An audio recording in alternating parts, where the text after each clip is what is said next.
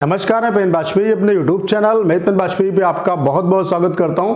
जो भी बच्चे एसएससी सीजीएल 2024 एग्जाम की प्रिपरेशन कर रहे हैं उनके लिए बहुत बड़ी अपडेट है। आप सभी को एक कन्फ्यूजन था कि एग्जाम जो 2024 का है वो एनआरए सीटी के थ्रू होगा या एसएससी कराएगा, तो इसके रिगार्डिंग आरटीआई का रिप्लाई आ गया। आपको यहाँ पे इस वीडियो के थ्रू कन्फर्म हो जाएगा कि आपका एग्जाम जो है वो एसएससी ही कराने वाला है। मैं आपको अभी यहाँ पे आरटीआई का जो रिप्लाई आया है वो आपको दिखाने वाला हूँ। तो अभी से जो बच्चे 2024 एग्जाम की प्रिपरेशन कर रहे हैं अभी से अच्छे तरीके से मेहनत करना स्टार्ट कर दीजिए, क्योंकि एसएससी आपका एग्जाम कराएगा। हो सकता है इसके बाद जो एग्जाम हो वो एनआरए सीटी के थ्रू हो।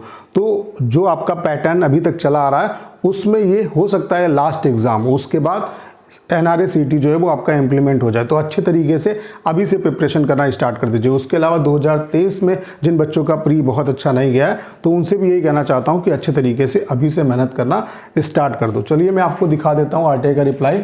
आप लोग ये देख पा रहे होंगे यहाँ पे ये आरटीआई का रिप्लाई आया वैकेंसी के रिगार्डिंग। तो ये आपका दिल्ली पुलिस की जो वैकेंसी कब कौन कौन सी वैकेंसी आ रही है उसके रिगार्डिंग ये आरटीआई का रिप्लाई है, और यहीं से आपको पता चल जाएगा कि आपका जो 2024 का एग्जाम है वो एसएससी कराएगा या नहीं कराएगा। तो दिल्ली पुलिस में आपकी 7547 वैकेंसी है, जिसका ऑनलाइन जो एप्लीकेशन है वो 1/9/2023 से आपका मतलब ये जो फॉर्म है वो आपके 1 अगस्त से लेकर के 30 अगस्त तक पढ़ेंगे। उसके अलावा इसका जो एग्ज़ाम होगा वो नवंबर में होगा, ठीक है। तो ये सारी चीज़ें आप देख सकते हैं। उसके अलावा एमटीएस सिविलियन की जो भर्ती है ये सारी जो भर्ती है वो एसएससी कराएगी। ये फेज़ सेकेंड की भर्ती है और ये फेज़ थर्ड की वैकेंसी है। ये जितनी भी वैकेंसी हैं ये जो है एसएससी के थ्रू फिल होंगी।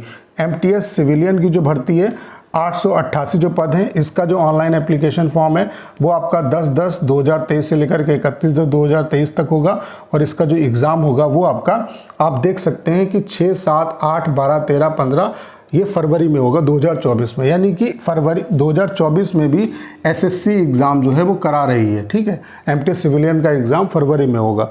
तो इसका मतलब है अगर फरवरी में एग्ज़ाम करा रही है एसएससी तो आपका भी एग्ज़ाम जो है वो होगा किसके थ्रू, एसएससी के थ्रू।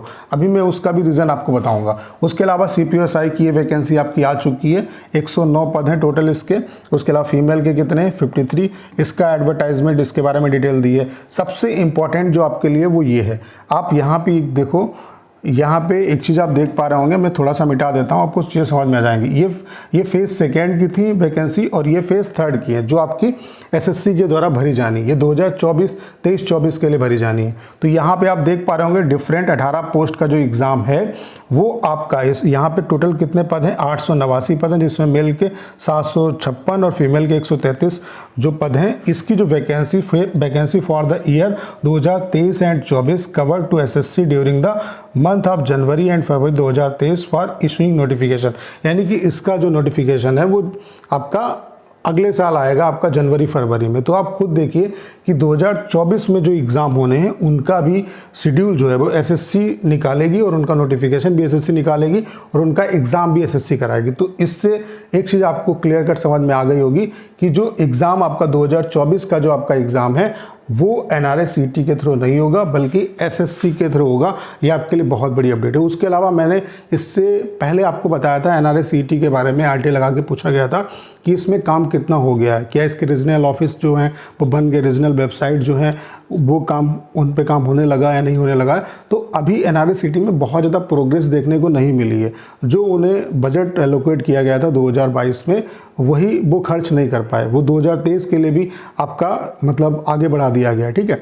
तो बहुत ढेर सारे काम अभी नहीं हुए हैं। तो जो संस्था अभी अच्छे तरीके से काम नहीं कर रही, रीजनल जिसकी वेबसाइट नहीं बनी है, तो वो एग्ज़ाम कैसे करा सकती है। और उसके अलावा मैंने एक रीज़न आपको ये भी दिया था कि 2024 में इलेक्शन है और एनआरए सीटी का मतलब है कि आप अलग अलग जितने भी एसएससी, बैंक, रेलवे, इन सभी के एग्ज़ाम को अगर मर्ज करोगे तो अलग अलग सभी का पैटर्न है। जैसे रेलवे में इंग्लिश नहीं आती है, बैंक में आपका रीजनिंग का ज़्यादा बोलबाला है, तो इन सबको जब आप एक में करोगे तो ढेर सारी दिक्कत होगी और स्टूडेंट जो है वो प्रोटेस्ट भी कर सकते हैं। तो गवर्नमेंट कभी नहीं चाहेगी कि इलेक्शन के टाइम पे कोई उन्हें दिक्कत हो। तो ये चीज़ 100% कन्फर्म है कि आपका 2024 का जो एसएससी का एग्ज़ाम है वो एसएससी ही कराएगी। एसएससी सीजीएल 2024 का जो एग्ज़ाम है वो एसएससी के थ्रू ही कंडक्ट होगा, ना कि एनआरए सीटी के थ्रू।